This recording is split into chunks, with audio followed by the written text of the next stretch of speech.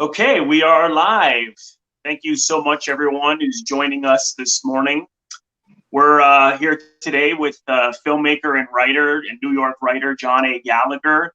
We're Coffee with Aliens at the Movies, a film review and education channel. If you haven't done so already and this is your first time here, please consider subscribing to our channel by clicking the subscribe button in the description box below. Hi, I'm Steve Chambers. I'm an actor and a writer. And I'm Robert Bellissimo. I'm an actor and acting teacher. And as I said, we have John A. Gallagher joining us today. So, John, thanks so much for joining us. Yeah, thank you. My pleasure, you wacky movie maniacs, you.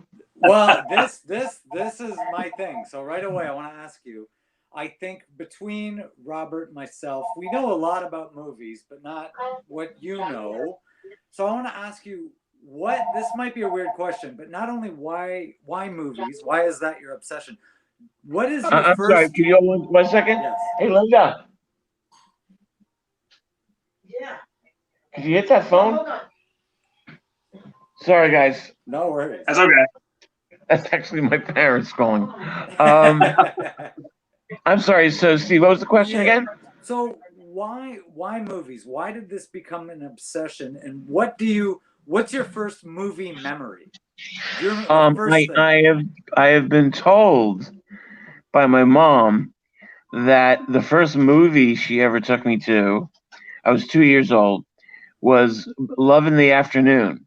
Yeah. Billy Wilder, Gary Cooper, Audrey Hepburn, Adolphe Menjou. Of course, I don't remember it. The first one I do remember is Gulliver's Travels. Yeah. The obsession really came from several different places. I am my ethnic heritage is I'm half Sicilian, a quarter Irish, a quarter Italian, and I spent a lot of time growing up with my grandparents, were from obviously generation. I mean, the movies in the 30s, that was their world. My Sicilian grandmother would take me to see the Italian movies that played at the Walker Theater in Bensonhurst, Brooklyn. And I'm, 6, 7 years old, and I'm seeing La Strada and Rocco and his brothers, and I have no idea what I'm looking at. I'm like, where's Clint Eastwood? And and when I in my 20s, I realized I had seen these movies. The other part of it was my Irish grandfather showing me the films of John Ford. I became really obsessed with these 30s pictures, and I would actually tape record the credits and write them down on index cards and the interesting shots and so forth. I gave myself an education in our film heritage without realizing it. And I also came to realize I would see a movie like She Wore a Yellow Ribbon, and it was directed by John Ford. And then I would see, Fort Apache, and it was directed by John Ford, or They Were Expendable, or The Hurricane. And it made me, or to see, Sergeant York, and I Was a Male War Bride, and Rio Bravo. Well, that's some guy named Howard Hawks. So I became interested in those guys. I didn't want to be John Wayne. I wanted to be John Ford. So interesting. The other things, we moved around quite a bit when I was growing up. So I was the new kid at schools like 9 times in like 5 years. And my dad kept getting promoted. So I was always the new kid. But wherever we moved, Spencer Tracy, Clark Gable, John, they were all my friends. So that's really interesting. No, that's very interesting. And then, when I was 11, my dad got a Super 8 camera, and I would start shooting little films starring my younger brother Vinny, and then going into high school and puberty, realizing, hey, it's a great way to meet girls, Yes. So That was That's why and we all get into it. I tell you, right, and I just if I went to film school, I went to Emerson College in Boston, a very good school. It was what was good about it was that it allowed you to get your hands on equipment right away. And I started a film journal. I'm very inspired by Peter Bogdanovich. I started a film Sure. journal and started interviewing. Like I interviewed Truffaut, Arthur Penn, Well, how did those interviews Robert happen? How Wise. were you meeting these guys? Well, I using his what he did is I would look and see, for example, Spielberg. He had a movie coming out called Close Encounters of the Third Kind, and Right. I called the Columbia PR, office in Boston, and said, I have a film journal. It was, I probably lied about how many subscribers we have, and the next thing you know, I'm interviewing Spielberg, who, by the way, gave me when I asked him for a list of his influences, and he sent me a list of 60 directors. 60 filmmakers. It was really, really pretty intense, and that's I to this day, I've been teaching acting for film for 25 years, and I give all my students a list of essential movies, and that's directly comes from Spielberg. Well, that's interesting. You see that in your film, Sarah Q. You see the students talking film specifically. You hear your voice in all your films. That's one reason why that has a special meaning for me. All the young actors in Sarah Q came out of my acting class. Okay. I rarely do auditions anymore because I just know so many actors. I mean, the young lady who plays the title role, Emmy James, I met her in my acting class and I was just blown away by her. She's really just a brilliant and very young. I mean, very new. And it was you've seen the film. It was there's a lot of very intense scenes, and she's in just about every scene. And she was very good. And then so what I like to do is take like these new actors like Ashley Macropolis and Sarah Seeds, Dom LaRufa, and surround them with experienced actors like Tony Sirico, Vinny Pastore, Federico Castelluccio, Gary Pastore. Well, Federico, I didn't even recognize him. I know him from The Sopranos, of course. And I'm watching him as Barry, and I was like, God, that guy's got a thing. Who does he remind me of? I look him up. I'm like, holy shit. Yeah. That was crazy. No, he's great. He's and Burt Young was amazing. Robert pointed him out to me. And Burt.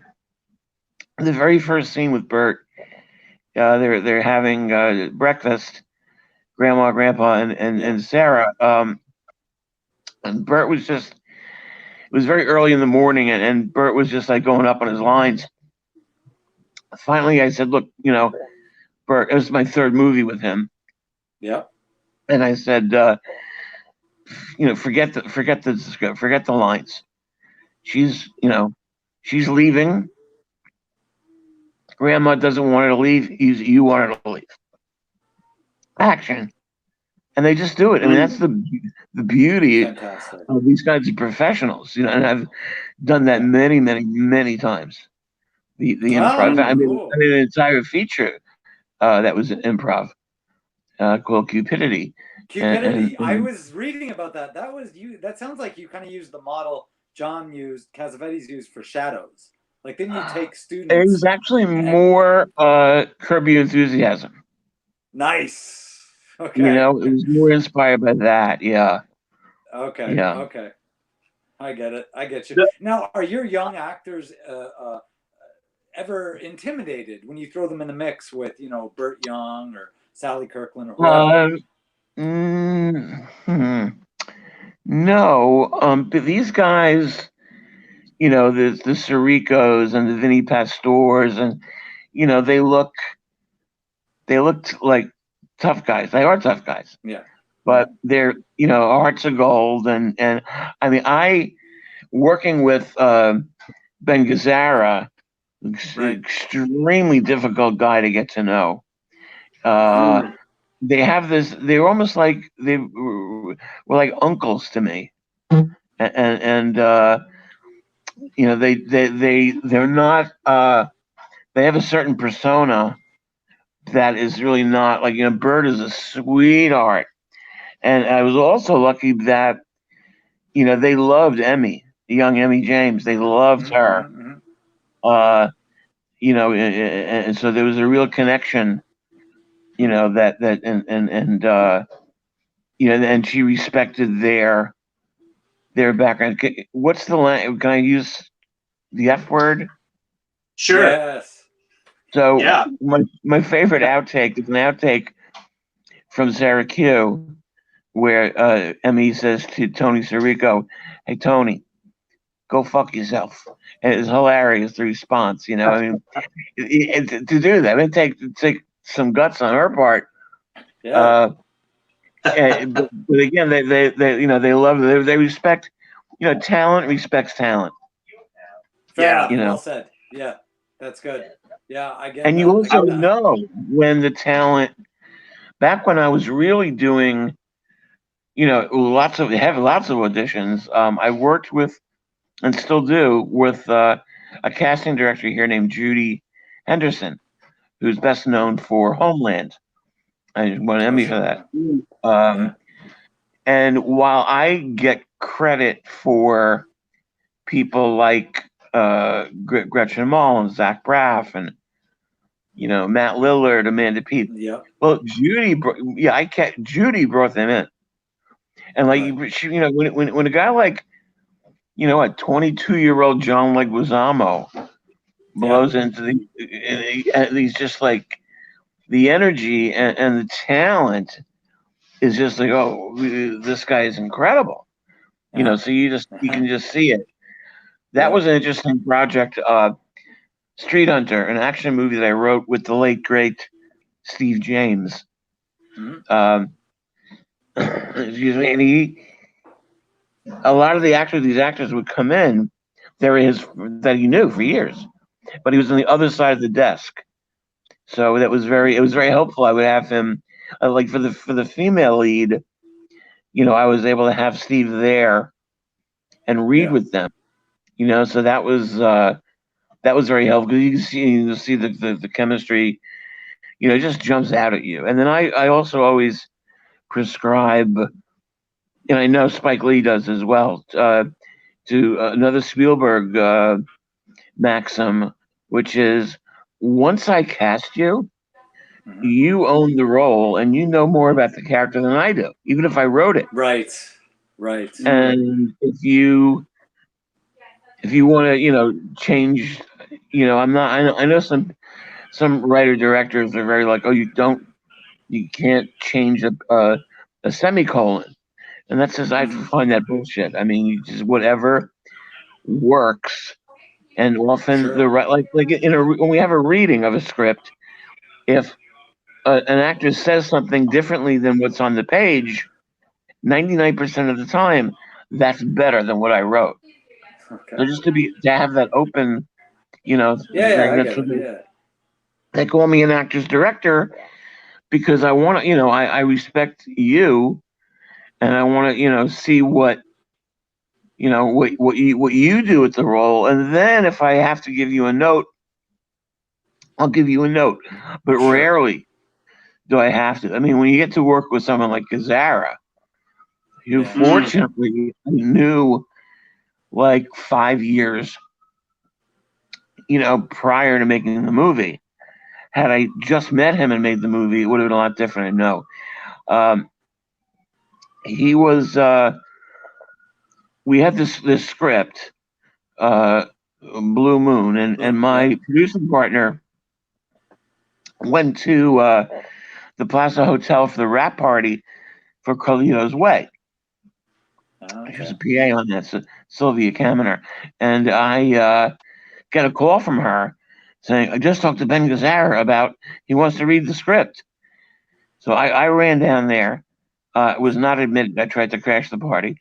But a couple of nights later, we had dinner with Ben. We picked up the tab, and he read the script. He said, "Will you get the money? Count me in." And so getting to know him, Gregory Von Hausch, the head of the Fort Lauderdale Film Festival, Sylvia and I ran into him at Cannes, and he knew about our Ben Gazzara project, and he said, "Listen, he didn't get Ben to come down for a career achievement award." And I told him, "Yeah, I'm sure. I mean, if you pay him something, you gotta put him up somewhere nice." And sure enough, we were all there, and as a surprise to Ben, Greg brought in Gena Rowlands to present the award. Wow! So here's in a completely social film festival setting, and we're all staying at the same hotel as Ben and Gena. We were having a nightcap in the lobby bar, just Ben, Gena, Sylvia, and I.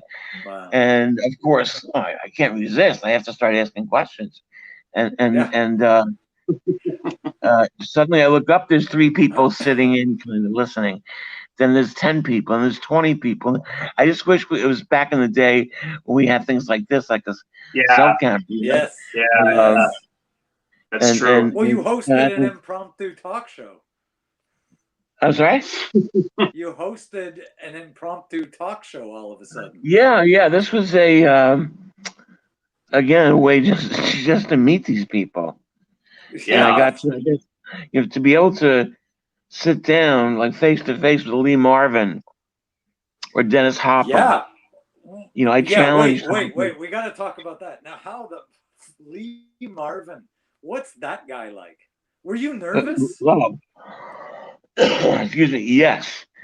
And in fact, it was like putting your head inside the lion's mouth.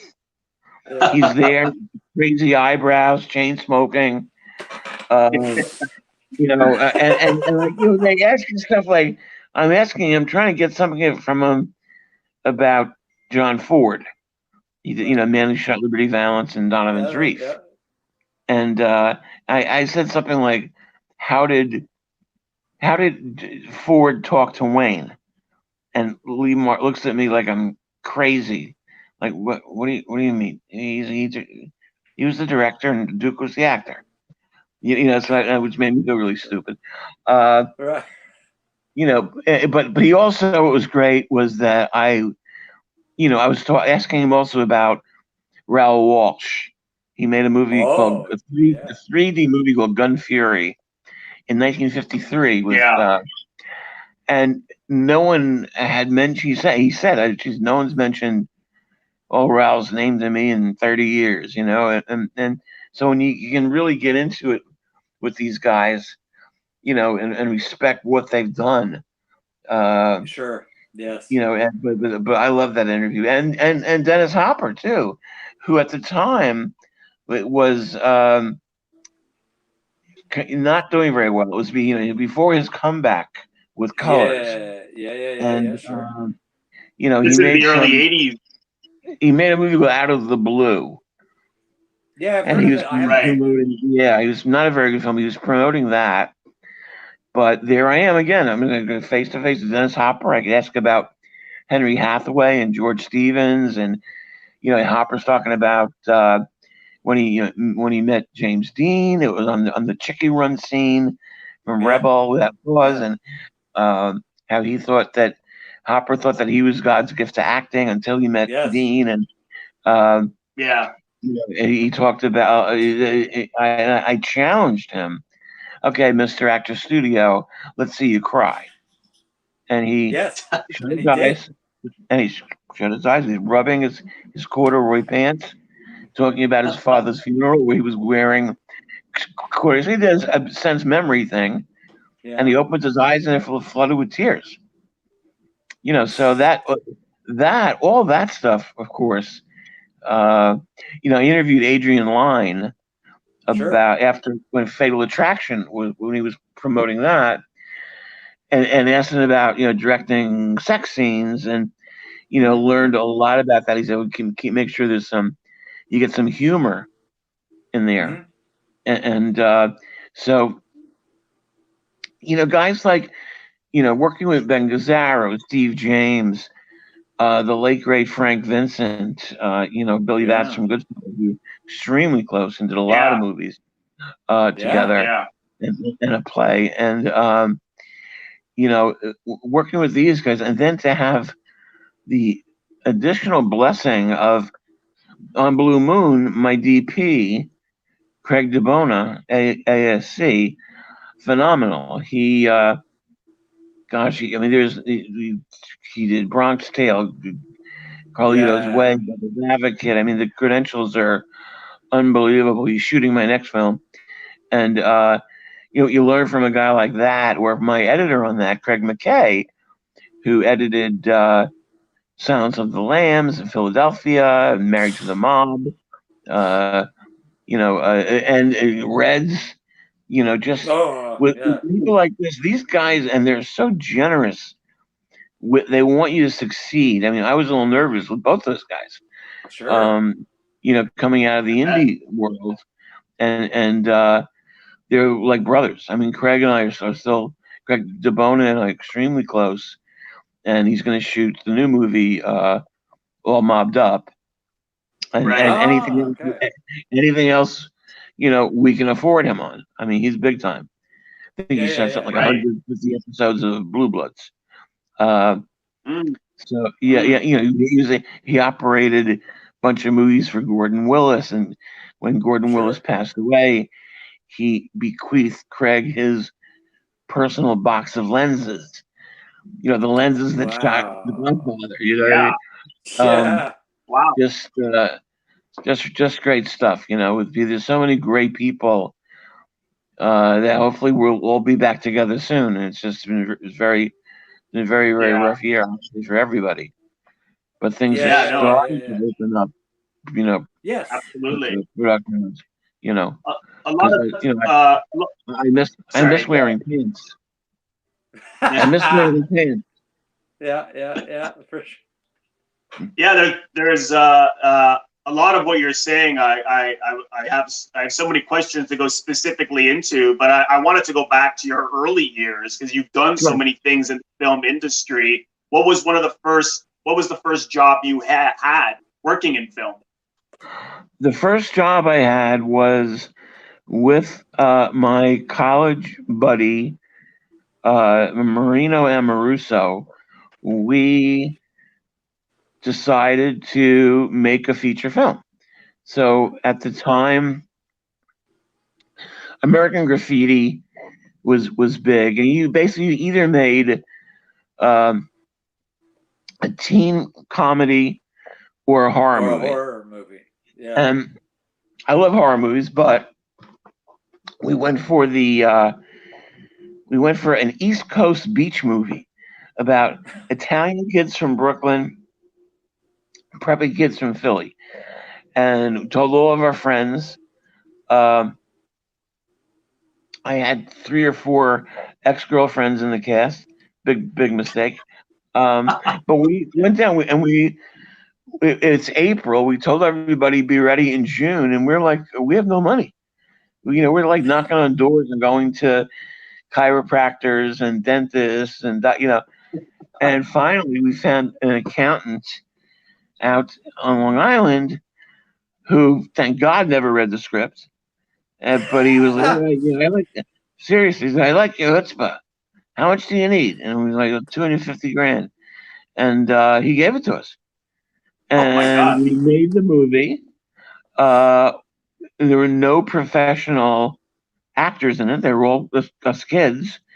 And I did have a professional DPAC grip and sound operator. And we made this movie. And then New Line bought it. And it was one of the last drive-in movies. Now it's a Right. real time capsule. and it's called Wow. Beach House. Yeah, And I Beach believe House, it's on yes. YouTube. I believe it's on YouTube. Um, Oh, and okay. Check that out. so here I am. Here I am. I just made. I'm 23, something like that, and I've made my first 35 millimeter feature film, And on 35 and millimeter. I'm ready. Sorry. And on 35 millimeter too. Yeah, my first For 6 your movies were first. 35. Yeah, we editing on the Moviola. They used to. Yeah. They Yeah. said like don't wear a tie. It'll strangulate to death. And what happens? I get offered 3 more beach movies. So I was able instead to option a Kurt Vonnegut story Okay. and called Long Walk to Forever. It's in Welcome to the Monkey House, and that starred Dennis Leary, who was my best friend at Emerson, who was supposed to star in Beach House, but he was hospitalized because he was living on coffee, cigarettes, and weed, and he basically That'll collapsed and do was it. hospitalized. Um, Right. so we made that film, Long Walk to Forever. We shot it down in northeastern Georgia. And this again was back in the day when it was so much harder to raise money then because everything costs more. Everything costs more. Right. I was roommates around that time downtown with Sam Raimi and Bruce Campbell and Rob Tappert, and they raised their money for Book of the Dead, later called Evil Dead, in Detroit. And Joel was the assistant editor on Evil Dead, and he raised the money for Blood Simple in Minneapolis. So it's hard to raise the money in New York or L.A. for a movie back then, but if you were in like some regional thing, you could do it, and that's what they did. That's amazing. And that was an interesting. I'm actually one of the demon voices on Evil Dead. I was just gonna ask. Yeah, you worked on Evil Dead. That's okay. It was it took them like 4 years to finish it. They were and my apartment at the time became a real crash pad for the early '80s, and when the movie and then I actually took the film to New Line, and they passed. And a year later, they had a really good sales rep, a legendary guy named Irvin Shapiro. Irvin was probably 80 at the time. He brought Potemkin to this country in the 20s. Wow. So he looked at the movie. He looked at the movie Book of the Dead, and he says, "Book nobody reads of meaningless dead. That's good. Evil Dead." ED, because ET was big, and that's how Evil Dead got named. That's the title came from that guy? Yes, and no, he was also selling Creepshow at the time. Oh, I love it. I just watched that. I can. And so Stephen King is in the audience for Evil Dead, drunk, falls asleep. But Irvin got him to write an article for Twilight Zone magazine, the greatest unreleased horror movie of our time, and that's what got New Line to buy the movie. Was that Stephen King article? So the way these things happen are just so crazy. You just never know. Never a straight line. How it's all gonna come down. Yeah. And as I said back then, you needing. Blue Moon, we needed a lot of money, and the deli we did for $750,000. I love the Deli. Deli's become a real cult movie. And you look at the cast of that film. You know, Mike Starr, Ice-T, Gretchen Mol, Michael Imperioli, Chris Noth, you know. Oh yeah, Chris Noth, that's right. A lot of Jerry Stiller. A lot of that film was improvised. I was going to ask you, there wasn't much of a story to it. It's just, you know, but it's one of those movies where you like the people so much, you want to spend time with them. You know, right? Mm-hmm. There's been a 15th anniversary celebration of that, and a 20th anniversary celebration of that movie, and that was fun. Now, is it just coincidence? Sorry? Is it just coincidence that you keep working with the cast of The Sopranos? How do they keep?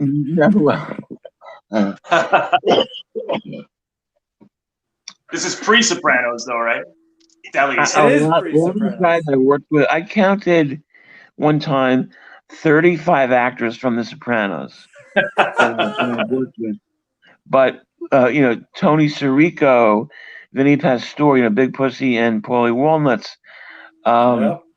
We go way back before, you know, they were the third wise guy from the left, you know, and that's really how that all happened for them, which is wonderful. It's great, and what's really kind of cool about Sarah Q is that it's a reunion. It's the first time that Sirico and Vinny have worked together since The Sopranos, and they'll be together again in All Mobbed Up. Cool. I just last night I spoke to Mike Starr, who's such a great actor and a great guy, you know, from 100%. Ed Wood, he's great. Man, Dog and Glory, and Dumb and Dumber, and Dumb and Dumber, yes. And he's starred he's in everything. Uncle Buck, and I mean, on and on. Yeah, he's gonna do something. What I don't know, but he's gonna do something in All Mobbed Up. And Sally Kirkland again, Oscar nominee and Golden Globe winner. And you know, to have actors like this, you know, when we Sarah Q only cost $250,000, and yet I had all these people. They were, you know, a lot of those favors, but when Sally was working, I would make sure that the younger actors would gather around the monitor to watch her work. Yes. How again, to prescribe no acting, don't act, don't think, just be. Right. Is so true. That is, you know, that is acting. That is what film acting should be. Yeah, absolutely. Well, you see it. You can see lying like on a close-up.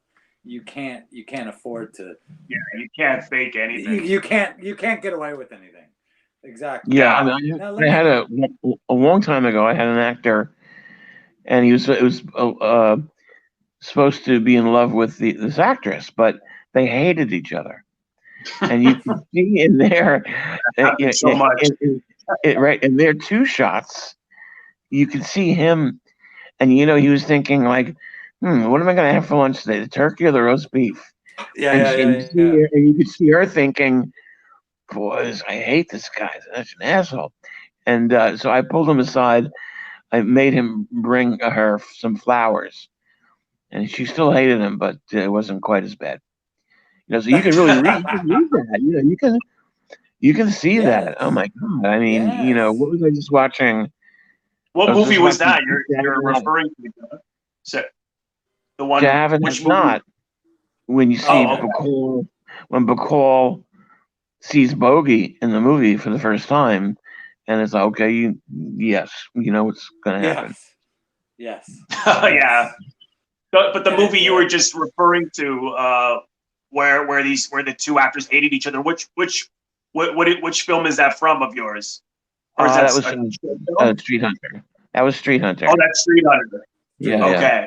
Okay. Which has a lot of really cool action stuff, you know, A lot of Right. really cool action stuff in that. We were actually originally that was financed by Columbia TriStar, and part of the Okay. deal, and that was done for Menachem Golan for his Mm-hmm. company. Oh He was yeah. the executive producer, and Canon, right? He was or Kodak. What was the company he had? Canon. This wasn't this was after Canon. This was 21st century. Okay. When he left, yeah, he left. Anyway, so he, we wanted 2 million to make it. He gave us 1 million. They made their money back in a week at one of the markets, and Wow. Oh, but that's amazing. again, it was a different, really a different era. Yes. That was the movie. That was the movie with Leguizamo, his first starring role. Oh, And okay. yeah. Yeah. Oh yeah, he's great. I saw him live as well a couple of times. His one person shows are Remarkable. fantastic. Yeah. Yeah. Just So, were Now, you? do you? what was that? Sorry, I was John. just gonna ask you. Yeah. Do Oh, you write for specific actors? Yes. Do you know, or okay, that was And a I huge do question I that, had. really, as the more I work, the more I do it. Okay. The in All Mobbed Up, for example, that's basically. I was hired. I was recommended by one of my former acting students to direct a dramatic short called "We Remember," which I leaped at because I don't really get to do drama so much. This was very heavy drama, Mm. and the lead actor was also the exec producer, an actor named Cole Beck. So we did the movie and played, I don't know, 40 festivals. He won a half a dozen Best Actor awards. Got more work from it, and asked me to. And this was all because of my friend Caitlin Pierce, who's a wonderful actress. And I, Cole asked me, she wanted me to direct another short. And I said, Mm. instead of spending that money, hire me. I'll write a screenplay that you can star in. And I happened to see some photos in his apartment of him in full drag. He's a drag queen. I didn't know that. So I thought, okay, drag queen, my Sopranos guys. How about this? He's the drag queen son of a mob boss, and he's got 3 sisters that love him. They support whatever he wants to do. But the father doesn't know about that his son's a drag queen, and he is whacked, the father, by a group of other gangsters. So our main character goes and puts his drag queen posse together and goes on a vendetta. And that's the movie. That's all mobbed up, And I thought it would be a good idea. The thing with mob movies, boy, by now you got to do something different and original. yeah, Different. Yes, absolutely. that's a Yeah. great idea. I mean, Especially like, now, the Irishman too, right? The Irishman is like, oh god, it was so good. yeah, Like, yeah. where do you go from here? I mean, that's what a movie like remake Innocent Blood. I mean, the mob Yeah. boss becomes a vampire. So that's this picture all mobbed up, and All mocked up. the Yes. the sisters in it. One of them is like a chip off the old block. The other is like daddy's little girl, and the third is just hated her father because he was a gangster, and she's a very Okay. woke individual. And Samantha Scafidi, who brilliant actress, Josie Dwyer Burke, Emmy James from Syracuse. Josie was in Syracuse, as well as the bartender. I met all of them in my acting class, and that acting class is 6 hours total. So I get 6 hours with actors as opposed to 6 minutes in an audition. Yeah. I was actually really badly fooled on the Deli with an actress who did a good audition. It was a lot of improv, and she comes on set, and the kid that drove her on set asked me, "Has she done anything?" And I'm like, "No, this is like her second movie." He goes, "Oh, okay." And I'm thinking like, "Oh, that's kind of weird." And then when she comes out of makeup and hair, the makeup and hair people are there like giving her the finger and like all this kind of shit. I was like, "Wow, what's going on?" And the scene that she had to do on a day where it looked like it was going to rain, it was go about a block away and walk to the camera with a girlfriend who was an extra. And I was giving her one line of dialogue so she could get her SAG card. And I can hear what she's saying, and she's trashing me completely. And I went down to talk to her, and I said to the guy, "I have no idea you know so much about directing the movie I'm directing." She didn't realize I could hear her. That's how green she was. So she ripped out her microphone and threw it on the ground, and went and called her manager, who I had known for like 10 years. She had known for like 10 days. And I said to her, "Look, we can either do the scene, or you can quit, or I can fire you." And she launched into, a torrent of epithets to me. And I said, "Okay, you're fired." And I went back to the set and told everybody that I nuked her, and they were all screaming and applauding. And that turned out to be interesting because she was at the same time cast in Summer of Sam for Spike. Sure, And, I know that movie. Yeah. And he tried to fire her, but he had shot too much footage already. Oh. And then she got cast in the lead role in Shaft for John Singleton. He fired her the first day. And she's had a very, she totally destroyed her career, this actress. But that's rare. I mean, that's when I said to myself, "Wow, she really fooled me in the audition." Yeah. Yeah. So can you mention who this is?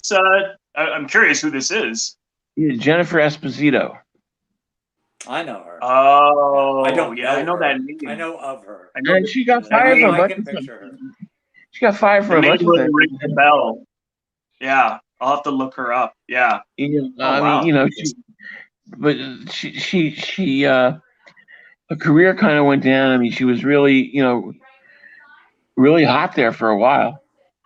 And yeah, I kind of remember. Just I had to write a letter to SAG, just for the record, to say, this. And then so here I am. Well, I have a scene to do, and it's about to rain. Yeah. So I'm like asking my assistant. She says, "I'm not an actress." And finally, the girl, in the scene, that has given her SAG card, she's from Scotland. So I'm like, "Listen, can you do a neighborhood accent?" And she did, and she got in the movie. And from that movie, she got what was the movie? The Jim Sheridan movie, The Boxer, with Daniel Day-Lewis. Yeah, Daniel. One thing leads to another, and your reputation. Your reputation, man, that's all you have, really, at the end of the day. Yeah. And I mean, you see what Weinstein did with Mira Sorvino, basically spreading bullshit that she was difficult and this one and that, this and that, and just awful. I mean, it's just really, what he did, and I'm sure we only know the half of it. Yeah, no kidding. I bet. Yeah. Who the hell? Oh man. I just wanted to touch, go back to these interviews you did, John. How did they come to happen with Dennis Hopper, Lee Marvin? Were you hired? Like TVDays.com is what it says on YouTube. Like, did we hire? That was a public access Manhattan cable show, and basically, I would look and see what movies were being released. I saw Canon was releasing the Delta Force, Sure. so Lee hopped right Marvin. along with their publicist and said, is Lee's going to be doing, stuff? We were on for years after Letterman, when it was just Okay. basically Letterman was the only, talk show at night, and then we Yeah. came in Manhattan, but we also distributed to a lot of film schools those interviews, and sometimes I had to interview less interesting people, shall we say, in order to interview Richard Attenborough. You know what I mean? Right, Exactly. right. Yes. And I actually did the Sam Raimi's first interview, which is pretty hilarious. It's on unedited on YouTube. It took us like 10 Oh, I'll have minutes to to look that up. get it. It's pretty funny. I gotta watch that. And was it a matter of you just reaching out to these people? Like, were they easy to get? Lee Marvin, Dennis Hopper, or how did you? Yes, because they're out there. You got to remember that they want to promote their new film. Right. So it's really that, and you develop the relationships with the publicists. There's a publicist named Diane Collins who I became very close with. She got me Paul Schrader when he had Yeah. Cassavetes coming out, Right. and we became very close. And I made her a producer on a couple of films. Oh. She's a co-producer on Sarah Q and on All Mobbed Up. Oh, that's amazing. Okay. Yeah. That's so it's really that. I mean, look and see who's out, who's promoting their films, and also if you can tie it somehow to the youth market. Right. That's a good right. There you go. Yeah. There's I love the Dennis Hopper interview, and there's something really interesting he said about acting that he learned from James Dean, which was, if the scene says you're alone in a room, you're not alone in the room because there's a camera and the crew is around you, and you have to accept that reality. What do you think I have my own kind of idea of what he meant as an actor, but what do you think he meant by that? Well, I think, again, depending on the kind of scene it is, the love scene is a comedic scene, is a dramatic scene. You should have an awareness of what else is going on, and that means sound, lighting. Marlene Dietrich knew exactly what light gave her best look. And then she wouldn't work, and she wouldn't, if you didn't do that, she'd leave. I had on as great as Ben Gazzara was on Blue Moon, where Ben it was very, very old school. He would the first thing on set, he came on set and he said, "Good morning, Ben. How are you?" "I'm horny. I need a blowjob." I said, "Ben, I have mostly female crew. You can't do that. I will call your wife." And then he would behave. And all I had to do was mention his wife, and he'd behave. And then he would be on the first day with the script supervisor, fantastic script supervisor, who's now a top TV director on Outlander and Mad Men. And he said, script supervisor with the great ass, was I holding the cigarette in my left hand or my right hand? And she'd be like, the name is Jennifer, Ben. Yeah. But that was just, we were on location, and at Craig DeBona's mom's house. It was his holding area, and he went through all the booze that was there. And that was the only time I saw him slur a line, and I said to him, Right. Ben, I know. So these guys, Oh that was God. their. My first day on set in the studio. I'm sitting in Video Village, and I hear him. Where's my director? I need to see my director. I said, Ben, I'm at the video, Ben. He goes, Fellini didn't need a video. Cassavetes didn't need a video. It's okay. So we rigged it so that he could see me and I could see the video. Oh Ah, okay, God. okay. And his first take was always perfect. And then just to do a safety take, he would do something like, "Wow, what was that?" And he'd be, "Oh, you like that? Oh, yeah." Whereas Rita Moreno Yeah. was Right. rather difficult. It took Mm. her 4 takes to be a normal human being. Is that Ah, right? okay. Yeah, and she also, is the family. They play a couple who've been married for 40 years, and things aren't going well. And Ben, in order to get her where she had to be, he really picked on her. And I mean, for Mm. example, it took a long time for her hair and makeup, Yeah. and so she would come on set, and Ben would be like, "Ladies and gentlemen, Miss Rita Moreno is finally the deign to join the very," and she.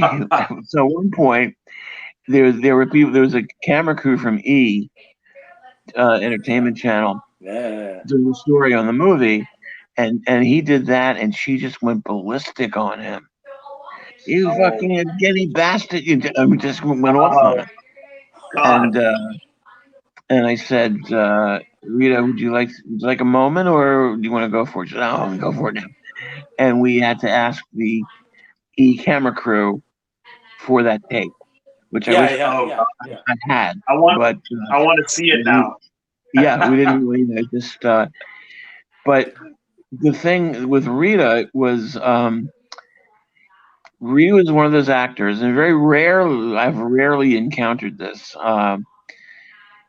She had something to say about camera, lighting, sound. She had something to say about everybody's job. Mm. And she also, Ben was, there's the movie, the first thing we shot was this christening party with Yeah. Ben and Burt Young and Vincent Pastore. And these guys, you don't give them iced tea and say this is, Johnny Black. I mean, these guys were really drinking. Yeah. And she comes up to me, Rita, and says, "You're letting him do whatever he wants. He's just getting drunk," and she goes off on me.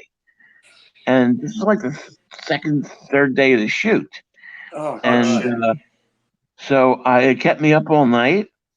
And in the morning, I was waiting for her when she was getting made up, and I'm there like saying to her, "Rita, I got you the money you wanted, the billing you wanted. It's the first movie you had a starring role in many years. Uh-huh. Been with the project for 5 years. He's not going to change. I'm not going to change Ben Gazzara, Yes. for this movie." And I had always like an out of body experience, like watching myself wagging my finger At at Rita Rita Moreno, Moreno. the winner of Yeah. Oscar, Emmy, Tony, every award Yeah. available. And so she was a little cool to me for the rest of the shoot.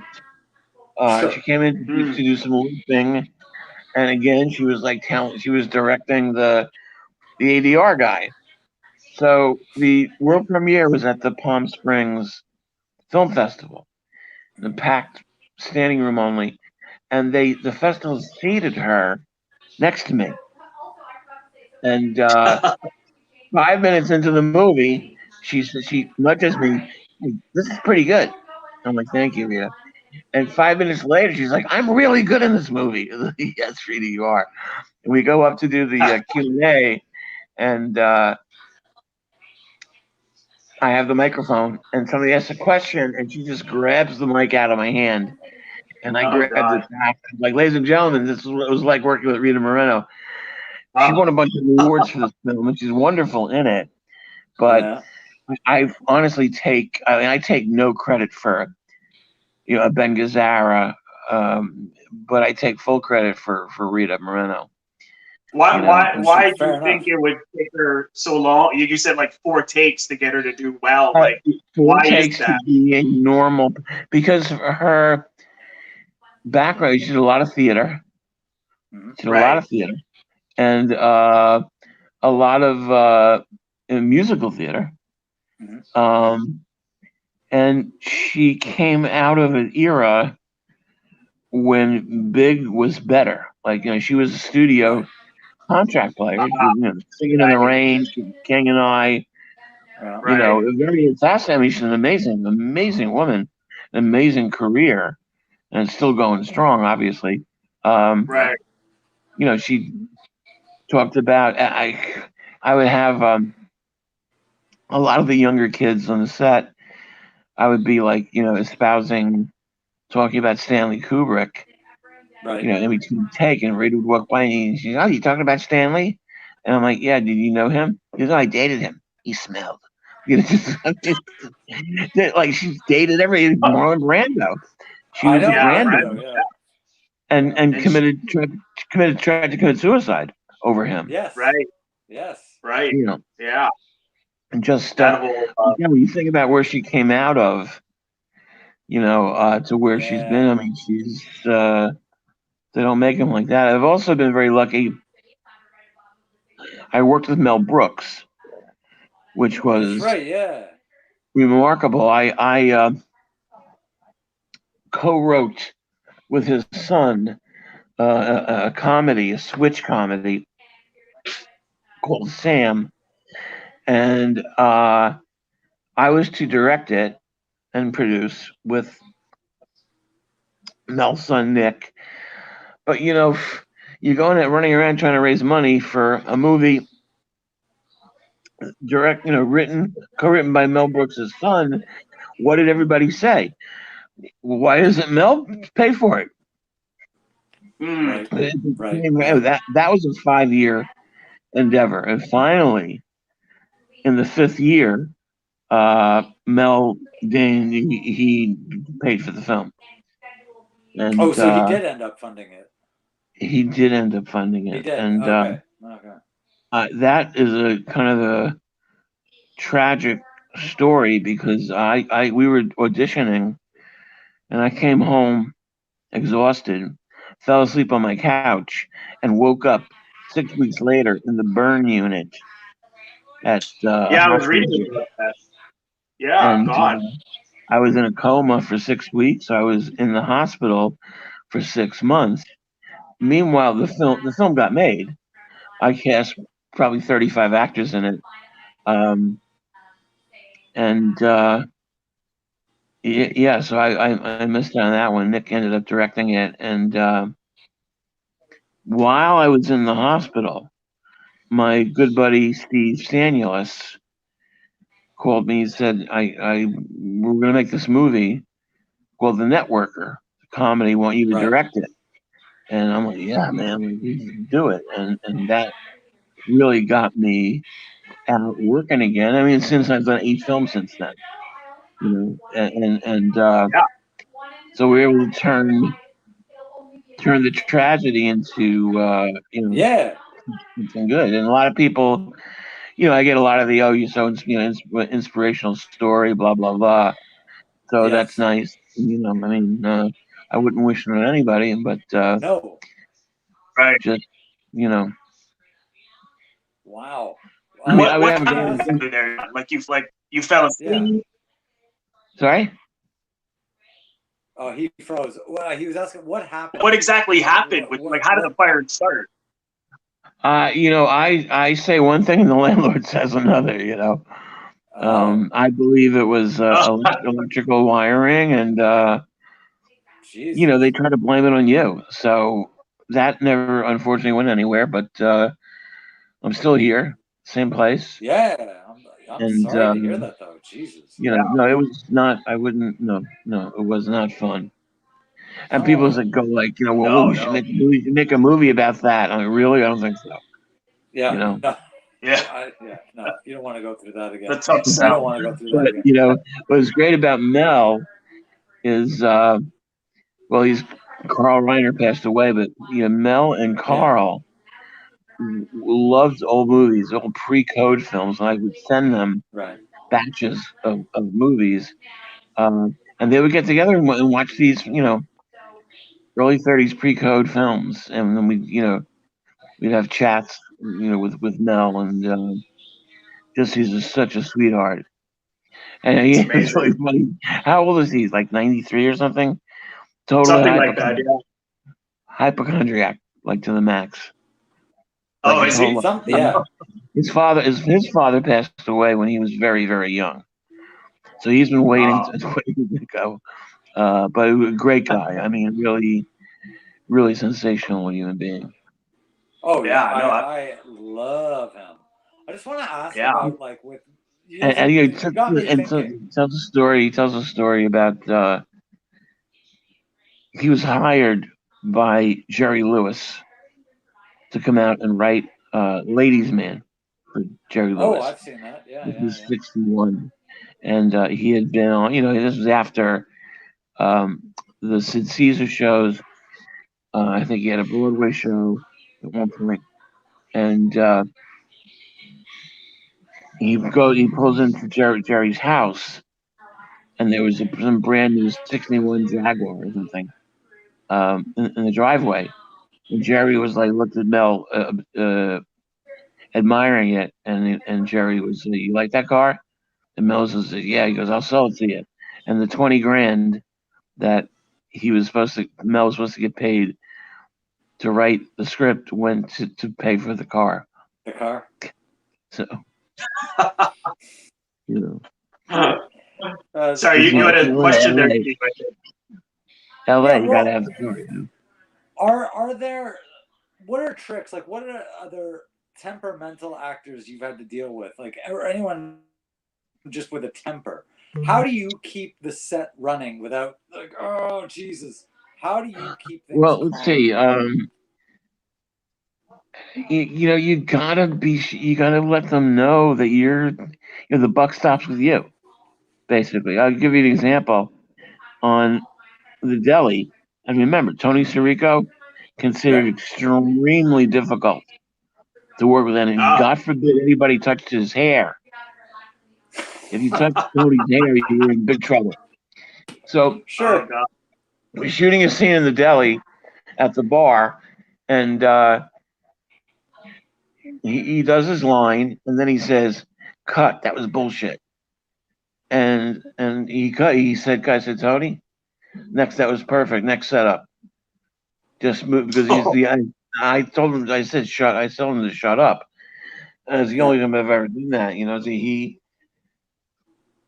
respected me enough to to Okay. not do it because I really haven't had other than Esposito and I really haven't had too Oh much good. trouble Okay. with actors. You know, I mean, I had on one movie I had an actor who just didn't know his lines. It was like two pages worth, and I just cut the pages. You know, it was like the old John Ford story where he was like, he's 3 days over schedule, and Yeah. the producer comes to the set and tells him that, and Ford takes the script and rips out 6 pages, and he says, "Now we're 3 days ahead of schedule," which back on track. I've always wanted to do. I've always wanted to do that. You Yeah. know.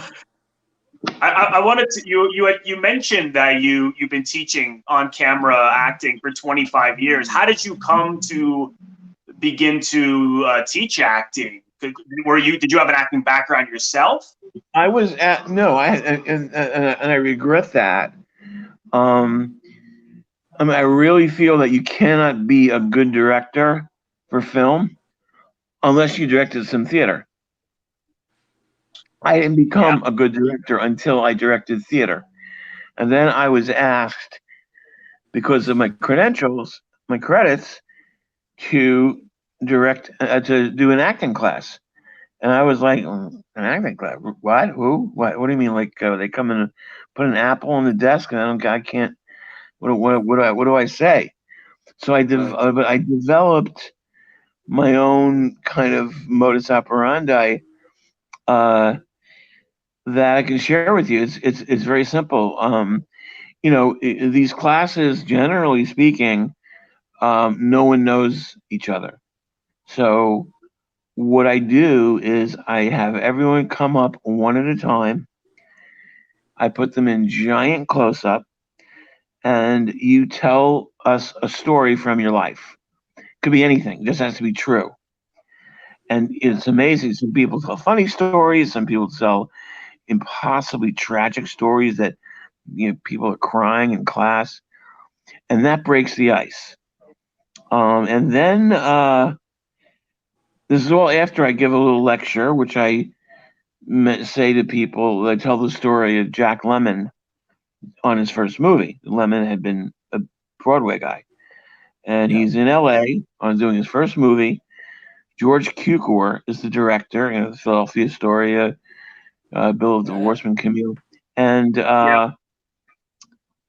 they do a take, and Cukor says, "Cut, Jack, less. Take 10, cut, Jack, less.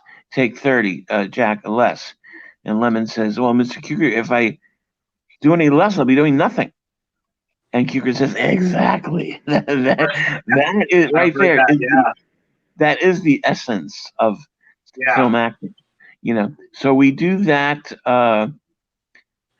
thing, and then I do this Stella Adler exercise where you improv a song, and the class has to guess what's the song. And by then, people are having a good time. You can ask whatever you want to ask, and then we do a scene. I'll pick who I feel is the most gullible young actress, the most innocent young actress in the class, and the scene is she is interviewing new roommates because she broke up with her boyfriend, and then I make her leave the room, and I tell the class, when you go up one at a time, you have to display some form of insanity. Bring her back in, and we start, and it's like a round robin thing. It's really fun and funny, and by the end of the class, they love me, I love them. I can see what they do, so that next week when they come in, I can give them roles and parts and scenes, and that just it really allows me to analyze see them really, and we videotape everything to really see what they can do.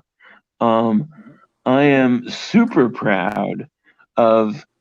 I did a teen class for years, and there were two 12-year-old actresses, Eden Wright and Lo Friedenstein, who are now 20. And Lo I had in The Networker in a big part, and they're the bratty girls, the babysitting girls in Sarah Q. Yeah. And Eden sent me some songs. She's an amazing singer. We're going to record the opening song for All Mobbed Up will be her, and she's also in the movie. And I was trying to think of a film I could do that would star her. I mean, I'm talking about, she has got massive talent. And so I know she's a Judy Garland freak, and I came up with a story inspired by Jojo Rabbit. What if there's a girl in high school who is trying to sing in the Glee, get a solo in the Glee Club. Her imaginary friend is Judy Garland.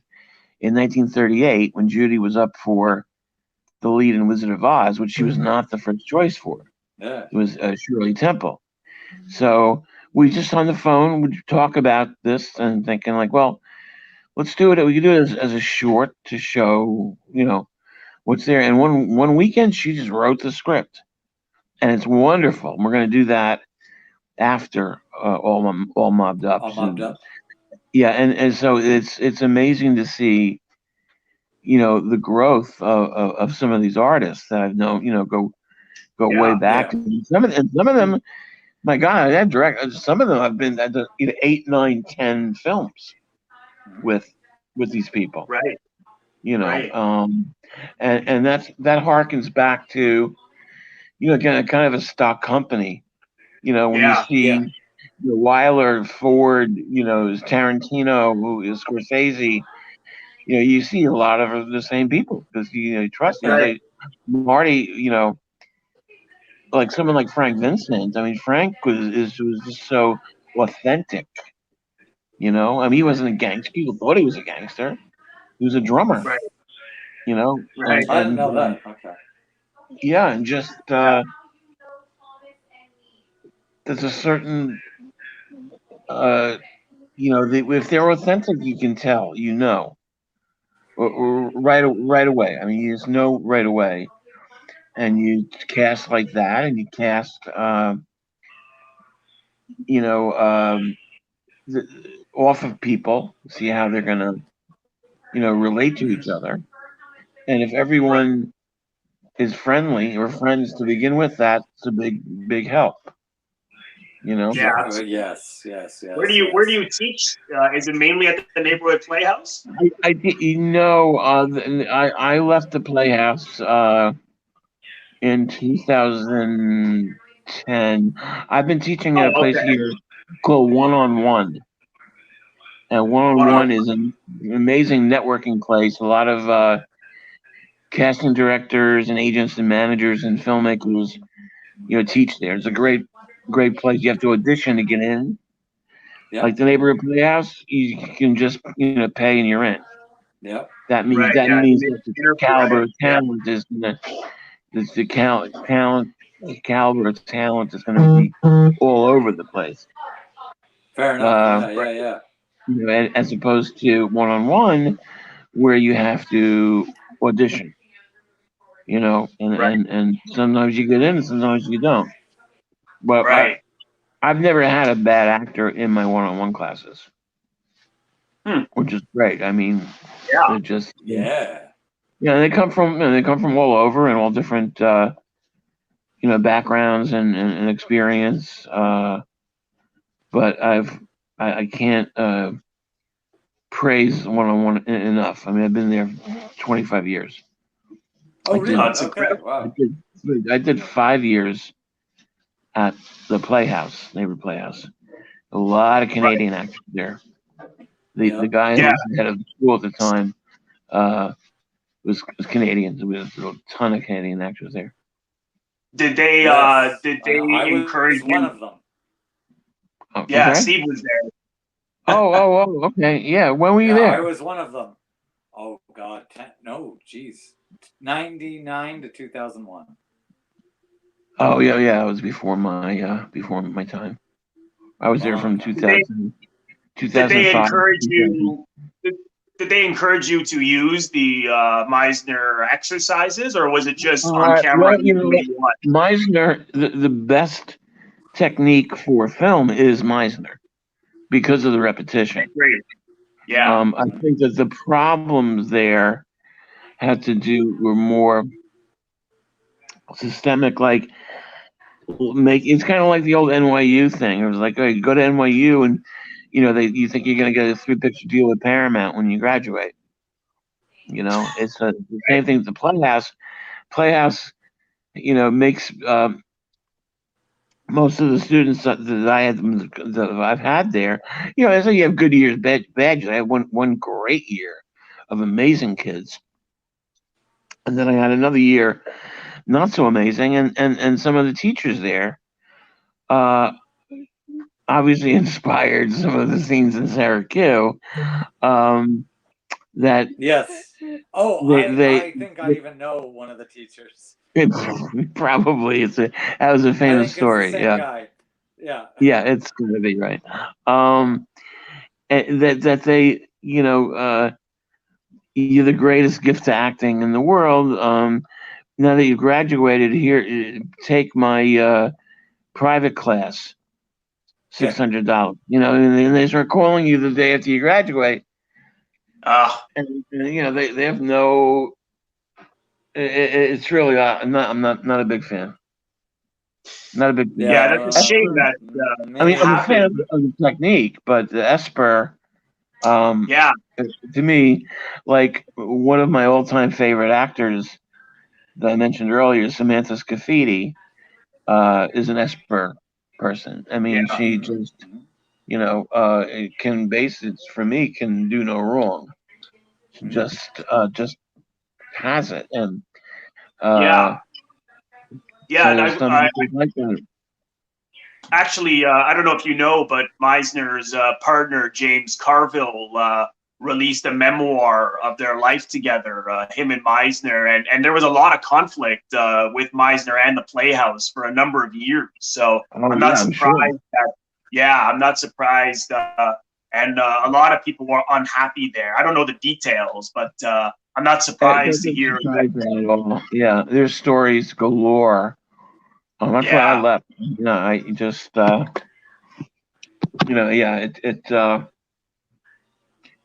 it's sad because look, you got kids coming in, especially the ones like literally right out of high school.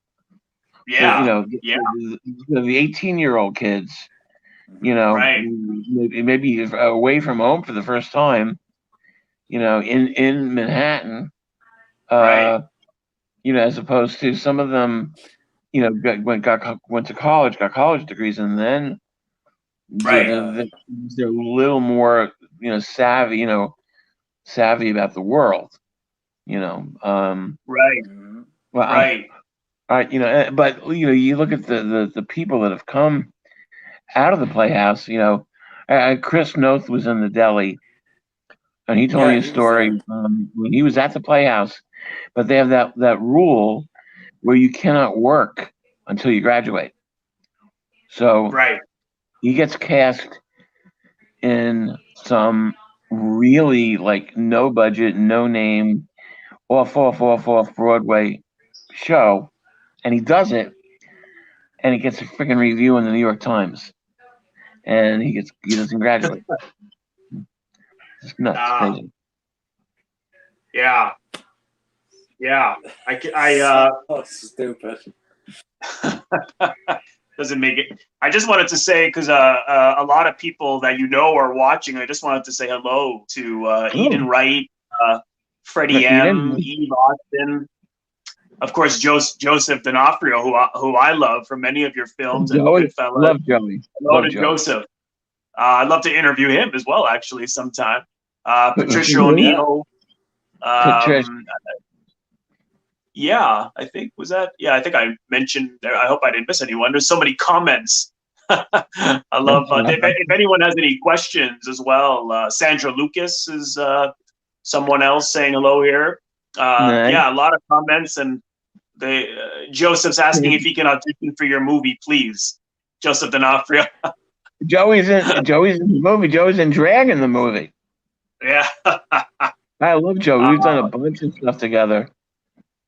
Yeah, he's in a number of Joey actually, back in the day when I did auditions, Joey came in for the Deli, and he had us on the floor, and we just cast him on the spot. And Nice. he's very, very unique. He's a very unique actor. Yeah. Total pleasure to work with. And this will be good in All Mobbed Up. He will be in drag, and I think he'll be adorable. Perfect. Yes. Well, I'm not surprised that Scorsese picked him to be the young Pesci because he is so very Pesci like, like he's perfect for Yeah. for that kind of those kind of roles that Joe played, right? You know, and the humor and everything. He's Listen, fantastic. perfect casting. You know, when Frank Vincent auditioned for Raging Bull, he had a full bushy afro, right, and a big thick mustache, a la Gabe Kaplan, Welcome Back, Kotter. But Marty could see. He could see through that to this guy who's like right out of 1942, you know? Right. Right. Some of these actors, you know, I have to mention Brian Vincent, who I've done many films with. Again, one of those actors who can just do anything. I don't know where it comes from, but yeah, they just do. He just directed a feature documentary about Edward Brzezinski, who's a Lower East Side artist who may or may not have assumed assumed an identity, and it's fantastic. Just you know, so I'm a consulting producer on that, and an exec producer on a feature film. I mentioned Sylvia Canner. We did Men Live, The Deli, Blue Moon, Animal Room, Penance together as she produced them before starting her own directing career. And I was called about directing a psychological thriller, but I felt that it required a female director. So I passed that on to Sylvia, and that's almost done. Trying to raise a little bit more money, but it's awesome. It's We'll Follow Her. You'll see great. that next year. Yeah. And, I'll have to look out for that. I don't know why we lost Steve somehow. Maybe he has a internet connection, but anyways, I'm sure he'll come back on. Speaking of Scorsese, how did that picture that you have that I used to promote this? How did you come to meet him? Well, from my generation, it was all about Marty. Right. Mean Streets, Taxi Driver, New York, New York. That was it. And in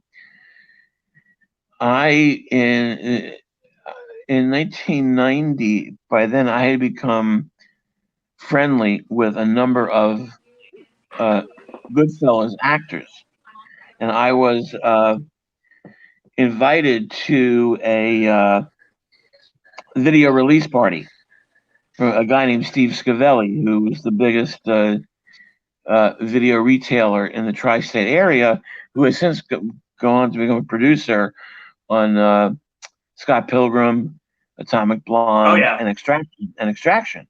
Right. So there we were with Joey was there, and Frank Vincent, and Mr.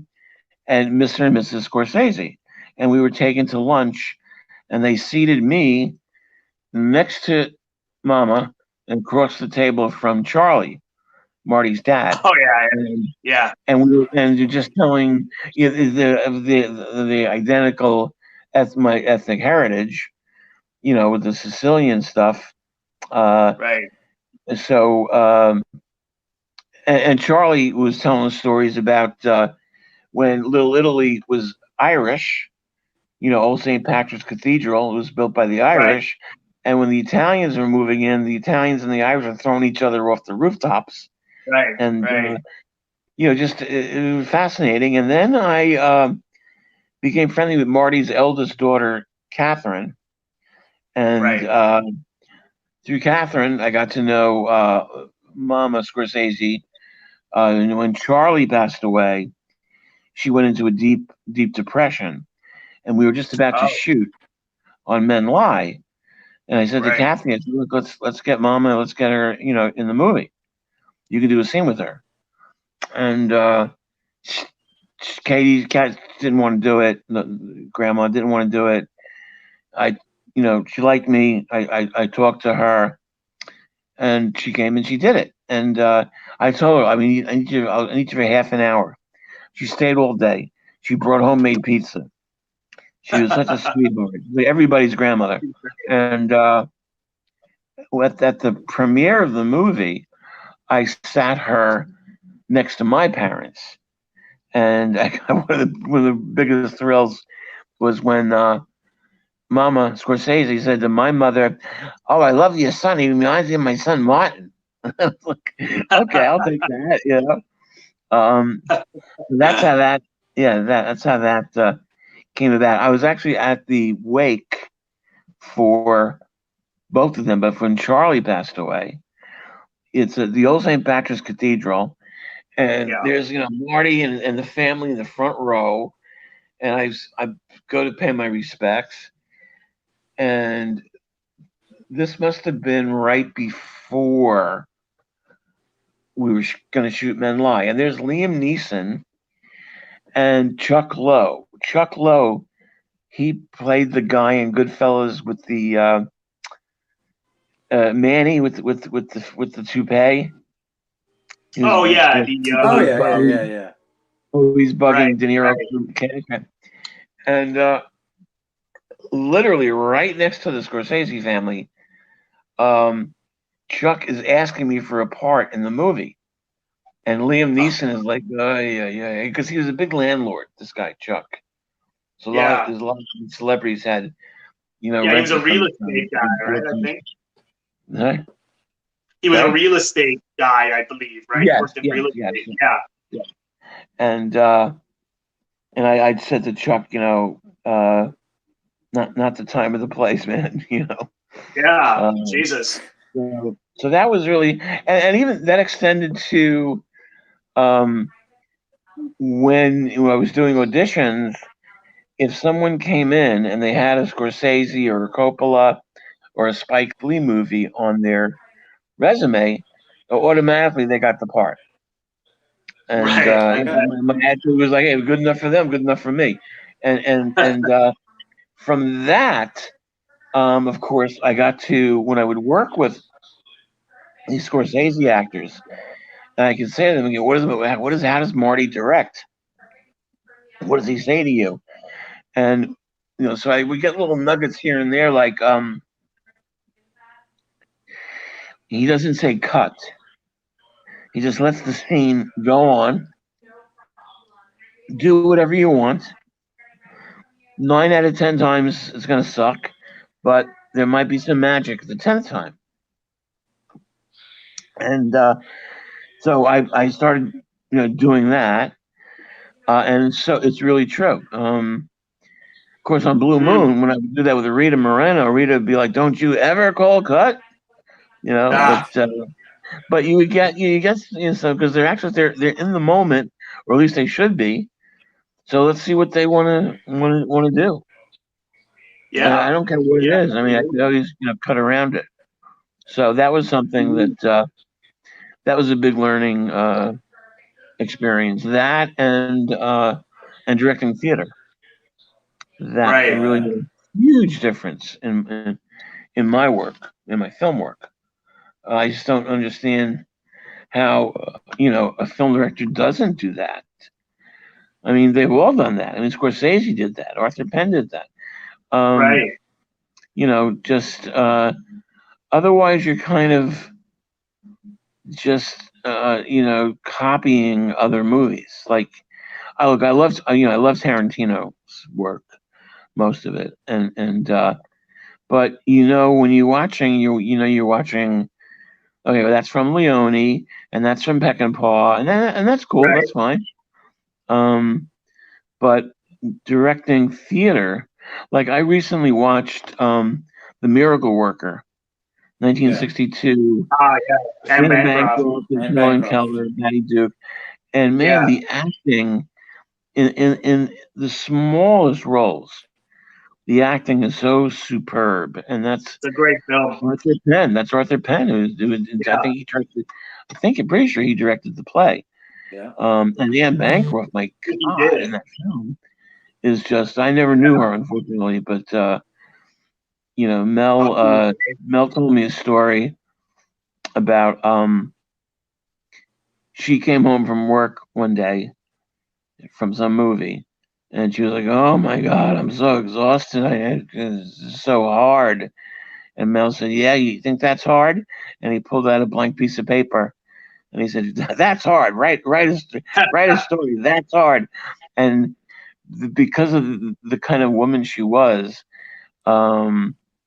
she did. She wrote Fatso, a movie Yeah, I called Oh, haven't that's Fatso seen right. that film. Yeah, Yeah. I've been With meaning Dom to watch that. DeLuise. Yeah, it's a very good movie with Dom Yeah, DeLuise, and that's Yes. right. totally happened because because of what Mel said. You know, Right, right. uh, Absolutely. just I I'm curious about because I know that you knew Cassavetes as well, and you met him when he was I met him once in 1983. I had directed my first feature. Yep. Um, I There were two independent movies being made. I knew I had friends on. One by two indie icons at the time, Bob Downey Sr. and Henry Jaglom. Yeah. right, Downey was amazing and something of a mentor to me. Um, Henry Jaglom was just the worst monster. There are movies about him that's pretty show him being a monster. right. So I was working on a movie, a Jaglom film, just because I wanted to see how he worked. Um, Okay. so with Downey, it was like it's like, okay, so that's how you work. That's how you do it. And with Jaglom, it was like, oh, that's how you don't do it. And Right. So it is was Jaglom just a a movie. nightmare to his actors? Is he just It's just a horrible ranting? human being, terrible human being, very mean, cruel, rude, mean. Um, Okay. and it was a movie called Can She Bake a Cherry Pie with Right. Karen Black, and the production manager was an actress named Frances Fisher, who went on to marry Clint Eastwood. She's in Clint Eastwood. Titanic. Yeah. She was Kate Winslet's mother, I think, in Titanic. Yep. She That's was right. clueless. She came to me. She's like, "John, you made a movie before, right?" I was like, "Yeah." She goes, "Well, I don't even know what do you do?" And I helped her. Um, and Jaglom one day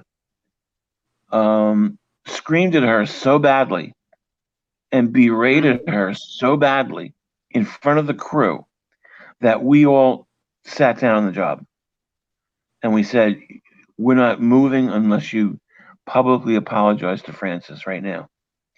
Um, so on my role in that job, I was the AD, the grip, and the boom operator. So I was literally holding the boom, pushing a dolly, saying, "Okay, lock it up, ready to go." And so we're shooting on Fifth Avenue outside the Columbia Pictures building, and I am carrying a heavy case of prime lenses as the grip. Mhm. And who do I see walking down the street? John Cassavetes and a teenage girl that I found out years later was his daughter Zoe. And I dropped the prime lenses, raced over to him, introduced myself, and he said, "What are you doing, kid?" I said, "I'm working for Henry Jaglom." And he said, "Oh, I'm so sorry." And they walked away. And of that's course, Oh, that was the day they took me off of the grip being a grip. position. Uh, you Yeah. know, why they take you um, off. but I got to know Gena.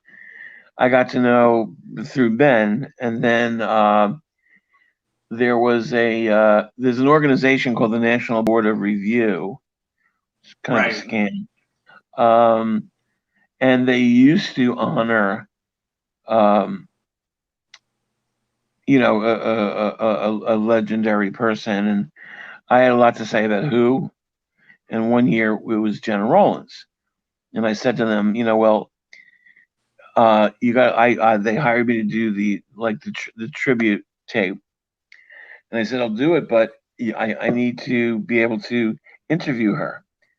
So I did the tape with my partner was Sylvia Kaminer, and it was at Tavern on the Green, and she's there with her son Nick and Peter Bogdanovich, and they roll the tape, and the first thing you see up there was a clip from Johnny Staccato, the TV show he did, with her guest starring spot, and I could see her mouth to her son Nick. Where did they get that? And it was that we put a lot of care into this, and at one point we did a montage of John kissing Gena, and so she lost it. It made Gena Rowlands cry. So after the event, I went up to her and said, like, oh, we're going to be interviewing you on Wednesday, and she collapsed in my arms. Thank you so much for that. You got to make me a copy of this. And we interviewed her at the Wyndham Hotel, and that was awesome. And then of course then the Fort Lauderdale thing, and then when Ben's book was published, she came to the book party for that. I love that book. And there were a lot of people like Al Ruban was there, and Val Avery. Yeah. You know, I often in my class show the Val Avery scene from Minnie and Moskowitz. I love that. We were talking about that, Steve and I. I also, because of the Oldenburg Film Festival, I'm the New York programmer. I've had films there 16 times. Every year, Seymour Cassell was there every year. As I got to know him really well, with all of his flaws. I mean, a great guy. One year, he was there with Zoe Cassavetes. She was showing her vampire movie, which was excellent. She's an excellent filmmaker. And they showed Faces. Sure. With Seymour, you know. So that, they, that they're it. They're like grandma and grandpa of indie cinema. Oh, yeah. You know. Oh, God, yeah. Yeah, absolutely. That's why when we did Blue Moon, of course we were thinking about, we have Ben, so let's get Gena. And then I'm like, no, they're going to crucify me. Who does he think he is? You know what I mean?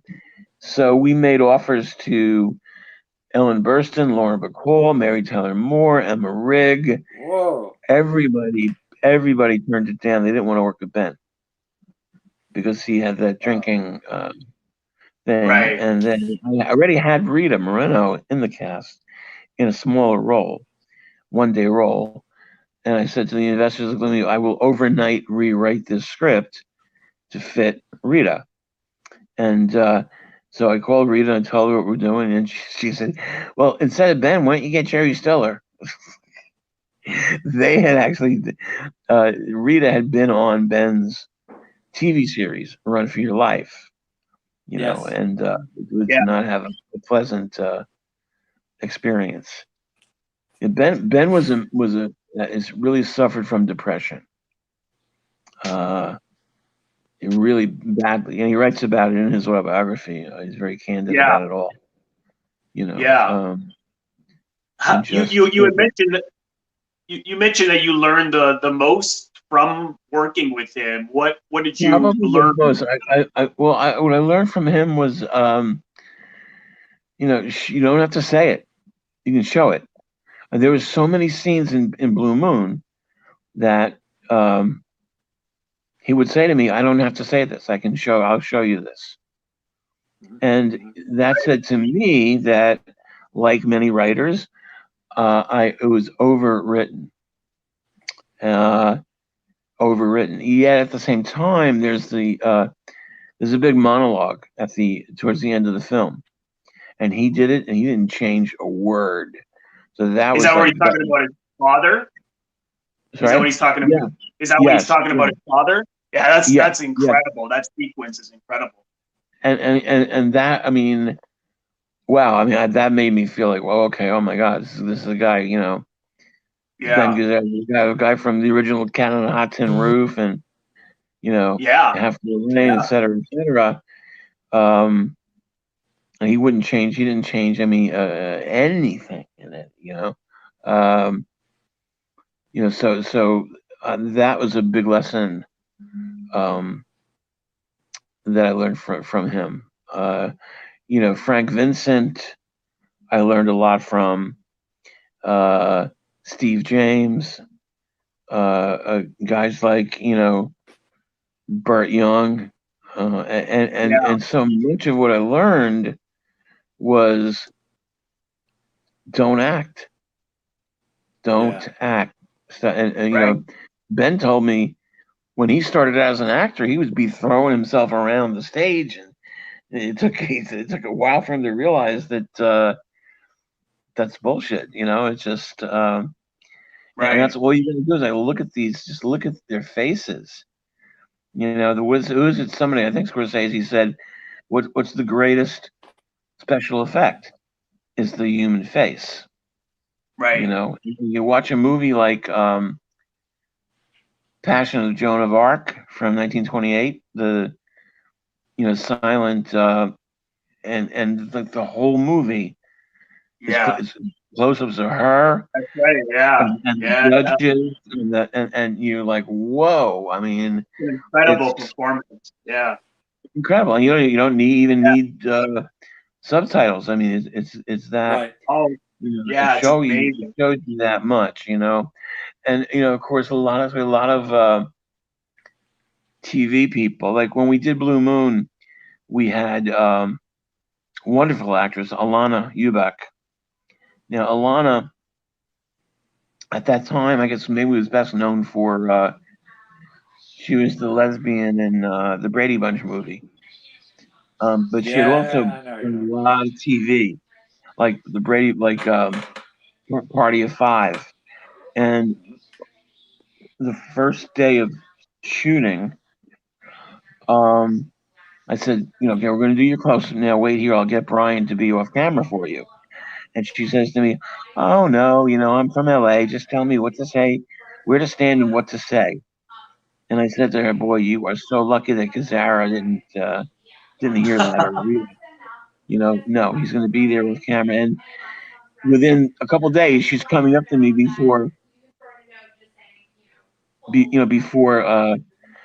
uh, before a take, and she'd be asking me, "John, what's my task in this scene?" You know, she became, you know, an actor, you know, because it's a big difference. I mean, you know, in LA, you know, New York styles. You know, I mean, I tell my students, you know, look, eventually you're going to go to LA eventually for whatever, you know, just for pilot season or, but the fact that you have New York training, is always going to be in your favor because then people know you're from New York, you're going to get the job done, you know?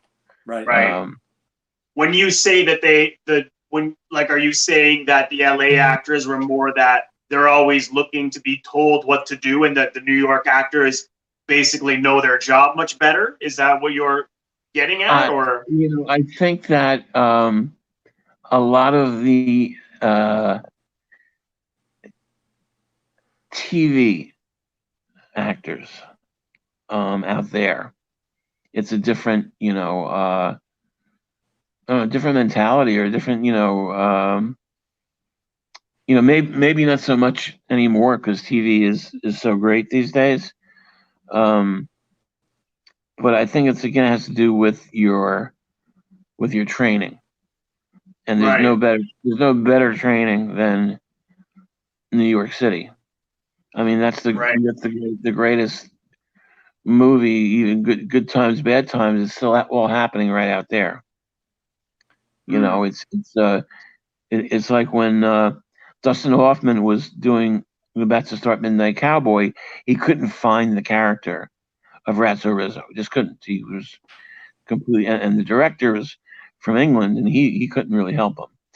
And Hoffman was walking at 42nd Street one day, and he saw this bummy-looking guy yelling at a car, saying, "Hey, I'm walking over here." And he realized that was Ratso Rizzo, and he followed him for however long he followed him, and that's where Right. the character came from, and it came from here, the street. Right. It came from New York. There's just no greater place. I mean, I spent a lot of time in LA. I guess 8 years over the course of 15 years. That just it was a different. I was looked upon out there. Well, what do? You did an action movie, you did a comedy, you did a musical. I mean, what do you do? What are they want to pigeonhole you? Right. You have to be. You have to have some kind of gimmick. There was a guy. God, I don't know if he's still around anymore. John Pearson, who was a sales rep, and he's the guy that basically made Spike Lee and Kevin Smith. He insisted that Kevin that he insisted that Kevin wear the overcoat, the Silent Bob overcoat, Yeah. wherever he went. And we were at the Houston Film Festival, no, South by Southwest together, and a couple of festivals together. It was really, really hot. And I would say to this guy, "Kevin, why don't you take off your coat for crying out loud?" He said, "No, John might hear about it," because they wanted to create this character, and it worked.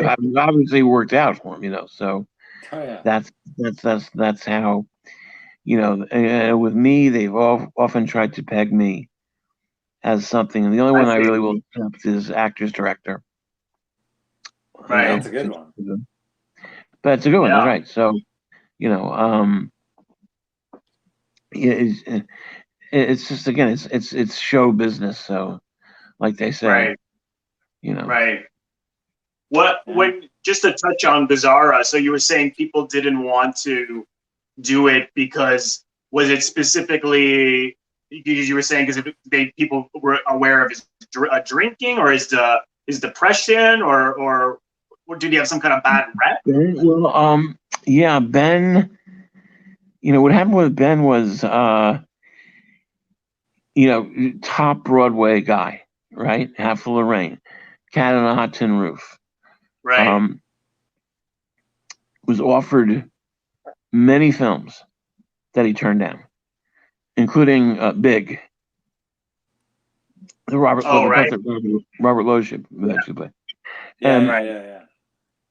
Ben did TV, Run for Your Life. Run for Your Life, yeah. That's the one about the guy who's given 6 months to live, and the series ran for 5 years. So,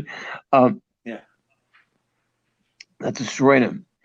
He was married to a gorgeous, wonderful actress, Janice Rule. Right.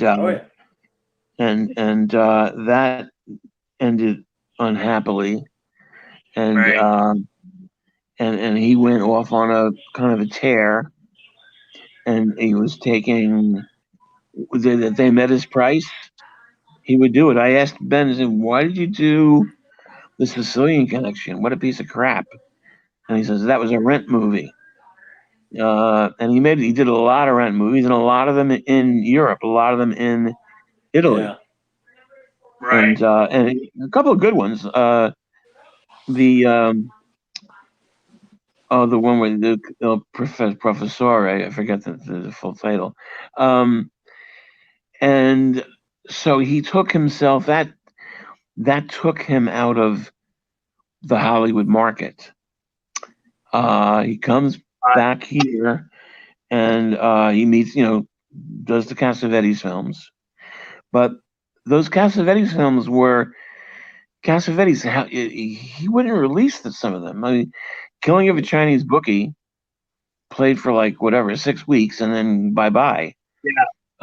Right. Opening night, the same thing. The people just didn't see them, and so then in the early '90s, they started to be seen. Gena, started to release them, Yeah. and they played in theaters theatrically. So all of a sudden, people are seeing this amazing work from Gazzara, and it's suddenly he's doing movies with the Coen brothers and David Right. Mamet and Spike Lee, and but they're generally small roles, a couple Yeah. days here, Yes. couple days there. Yes. With Blue Moon, it was obviously he was in the whole movie, pretty much, Right. Yeah. and getting. But I mean, I never had a problem with Ben ever, you know. Just as because I would, I would he loved Burt Young, and I wrote an additional scene for Burt that made Ben very happy. I put his dog in the movie. So little things that just gave him a young assistant, a young pretty assistant, and Right. just whatever creature comforts short of giving a fifth of vodka, which he would Right. find on his own anyway. You mentioned Yeah, he was tough to get to know, right? At first, you said he very was tough. hard. Yes. Yeah. For example, that Fort Lauderdale trip to the festival there, where I would come down to the lobby every morning, and there would be Ben reading the New York Times, and I would try to start a conversation. He would not have it. He was shut off completely. I think that was somehow linked to the depression.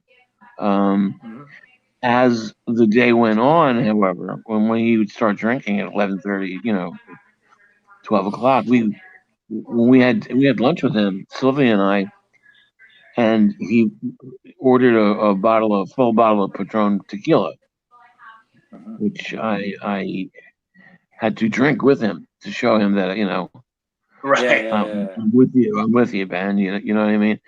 Make him comfortable. Yeah. But I also, again, the fact that my Sicilian heritage, that made him like me.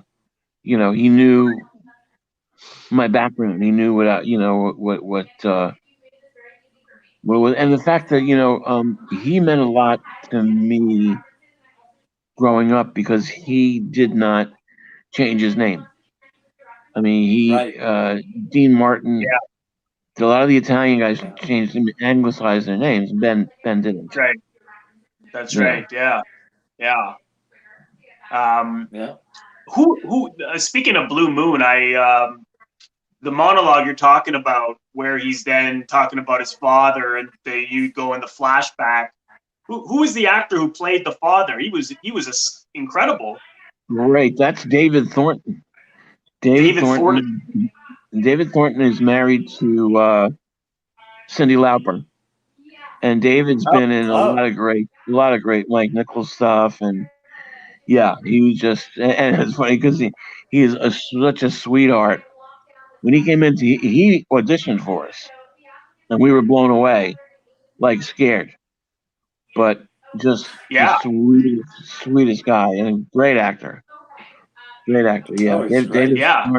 Yeah. It's almost hard to believe because he was so terrifying, and he scared me. Like I had goosebumps, with that kid hitting that poor boy. Oh my God, that just broke my. I watched it again last night, and you had sent it to me a few years ago. You had sent it to me when we first met a few years ago, and I watched it again. Yeah. And that just broke my heart. But I love this idea of seeing yourself in the past when they're all at that cabin together. It's pretty inventive. Yeah, Where'd that come from? It's a Wonderful Life. It's a Wonderful Life. Yeah. Yes. Twilight Zone. Twilight. Oh, 100%. Good. The emotion. you can really play that without having to overdo it. Yeah. I like that movie a lot. I mean, I think my favorite movie, the ones I've done, is the Deli. Because I tend to go for the comedic side. And I it was was gonna just ask about that. Yeah, I was only gonna an ask. 18-day shoot. You shoot a Oh, is lot that of these right? shoots. I was Yeah. Deli was 18 days. I think Blue Moon was 24 days. We had a different ending on Blue Moon, and I found out the last day of the shoot that we were $75,000 under budget, and Wow. in front of the money producer and Ben and Rita, I said, "Gee, we're 75 grand under budget. It would be great. Now we can go to Paris and shoot." And and the money producer wisely said, "Okay." And Ben was like, "Oh, they love me there." Just so we went there for a couple of days and did that ending. And in fact, Ben was extremely popular in Europe from all those Right. Italian movies. And I didn't know that. we That's were at interesting. the Avignon Film Festival together, and with Blue Moon, and he actually got signed to a French agent while we were there. But as I said, he was hard to know, but a very, once you knew him, very loving. We would be invited to his Christmas parties, and so one year, I was going with Jennifer Getzinger, the script supervisor from Blue Moon, and we go to their apartment and ring the doorbell, and Ben answers the door in his jammies, and he says, "Gallagher, what the hell are you doing here?" And I said, "Oh shit, it was a party, right?" He goes, "Tomorrow night." And just as we were about to leave, Ben's wife Elke shows up and invites us in for a glass of wine. We stayed for like 3 hours, listening to Ben's stories in his pajamas. Right. But a wonderful guy. I miss him like crazy. I got a call from an Italian filmmaker named Gabriele Altobelli, who was like Ben's Italian son, because they lived half the year in Umbria, and they would call me their New York American son, and so we were instant brothers. And I produced a short for him, and then I worked with him on his first feature, American Fango, which is a lot of fun. And both films are dedicated to Ben. Yeah, just the greatest. Man, I tell you, you think about these guys, you think about these people that had such a huge impact on you, and now they're gone. I used to tell this is Steve James died of pancreatic cancer very young, and in 1993, and I told his widow, I said, look, 20 years from now, he's still going to be American Ninja, Steve James. He's not going to age.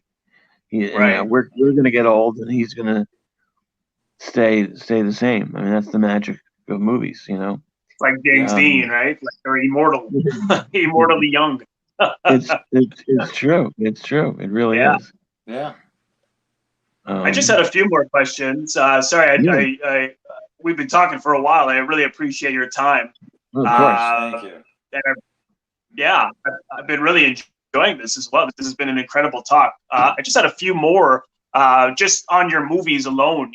Because you touched on you go for comedy, which is interesting because just even from Sarah Q and the Deli are really explore gambling addiction, and in the sense of Sarah Q, you have women getting sexually assaulted, and the brutal nature of show business. But yet it organically works comedically, yet you get the point that gambling's no good, for example, in the end, and that even you feel the brutality of show business can be brutal even in a comedy like Sarah Q. Now, is that how do you balance the two between the seriousness of the issues and the comedy? Are you intentionally going for comedy? This harkens back to the 30s films or 40s. For example, It's a Wonderful Life is about a guy who commits suicide. That's right. Yet there's the lots of humor in there. Oh, yeah. The Awful Truth, the Leo McCarey movie with Cary Grant and Irene Dunn, that's about divorce. Yet it's hysterically funny because that's just like life. That's what another thing with LA was always been, what it's got to be this or it's got to be that. It can't be this and that. At least that's the way it used to be. And I don't buy that. I mean, life has laughter, tragedy, romance, the works, and so that should be reflected in the films, and I think that's also where a lot of the emotion comes from, particularly in a film like Blue Moon. Mm-hmm. Yeah, absolutely. Even at the end of the Deli, I thought the line. I'm sorry, I forget what the character's name is as he's talking to Johnny, yeah. addict. Yeah, and then he says, even though the guy's celebrating, and then he says, "You're a degenerate," and I love that because I think for me the film wouldn't have worked as well if he hadn't said that, because then I think it would have perhaps been maybe a little too happy, too wrapped up. I mean, where did that line come from? Was that did you sense that would be really crucial? I'm not, the characters are not, the exec producer, the guy who came up with the story, Johnny Dorian, club owner, he knew that world. There's a line in there where Frank Vincent says, "You're 3 times 7, I'll take your bet." And I was like, 3 times 7? Oh, you're 21. You're 21, so you can take the bet. So there are a lot of little things like that in that movie, but Johnny hired me to. He had a script. It was 40 pages long, and he asked me to direct the movie. I said, "Well, this is great, but you got to let me improv 50 pages here." And we did, because these actors that I had, were so good. Michael Imperioli and Victor Colicchio, for example, and the way I wanted to end the movie, it was just out of the question financially, was when you hear the voiceover, "Pinky, get the papers. I feel lucky." That's how the movie ends. I wanted the building to explode because he left the gas on. Because Pinky left the gas on. And then you see them, like on a cloud, like in heaven, like as angels, they'll shtick. Frank Tashlin, Warner Brothers cartoon shtick. But it's a feel good movie, and it has resonated so deeply with so many people. I can't even tell you. I mean, it's just and that Deli, Blue Moon, I'm pretty sure they're on free Vimeo. Someone was just asking. Someone here at Patricia O'Neill asked, "Where can you watch Men Lie and the Deli?" Deli you can watch on on Vimeo. Men Lie isn't up yet, but it will be. And I can always send her. I also have to mention, it's not on streaming yet, but there's a short film that I directed called Wink that I just love. Yeah, I watched that as well. I mean, I loved it because we shot that in half a day. Yeah.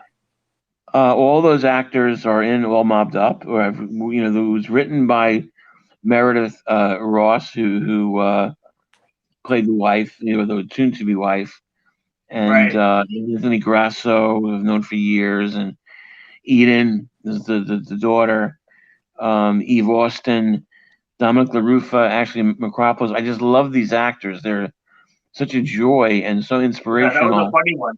Yeah. to me. To me, they're inspirational, and that's important. And then I had a wonderful actress who's in Sarah Q, named Michaela Sheely, who I had as my assistant and my script supervisor. And then the DP shot Ken Katowski and his crew. His team shot Sarah Q and another short that I did shortly before Wink. And that's great to have that. These kind of people make it fun. And a lot of laughter and it's just a joy. I can give a little note of direction, and it makes all the difference in the world. Just and they. Oh, my battery power is down to 5% here. Okay. Yeah. Okay. So anyway, did you have any more questions, Steve? Or no? Everything. Yeah. He answered questions without me asking them. Oh, Same here, which was great. Well, guys, this is great. And anytime you want to talk some more, let me know.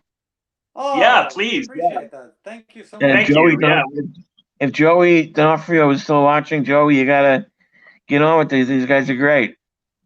Yeah, right? I'll reach out to Joey. Yeah, John, thank you. Thank you so much. We really appreciate your time. My pleasure. Learned a lot. It's going to be archived anywhere? Yes, yeah. Oh, yes. It will be up on our YouTube page. So I'll send you the direct link. Perfect. And you're free to share it.